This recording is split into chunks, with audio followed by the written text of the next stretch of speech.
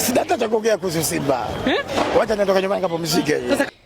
Bwana wadau kwenye industry kama kawaida, jana Simba tulipoteza, mashabiki wakachafukwa sana, kiongozi wetu Mangungu kama wakamweka kati hivi.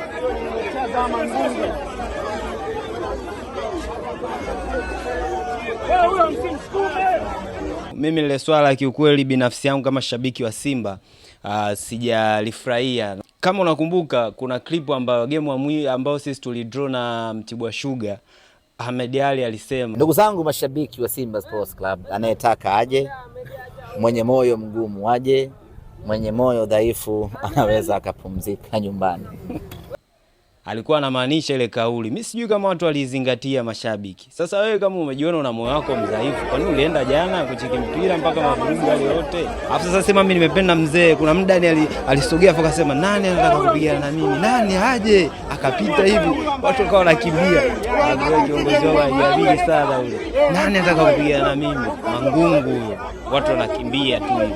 Kwa vitu kama hivyo mimi nilisema tuongee kidogo kama mdau kwenye industry. Kuna industry imechafuka. Swali la kujiuliza, tatizo ni Mangungu Simba? Tatizo ni wachezaji wa Simba? Au tatizo ni mashabiki?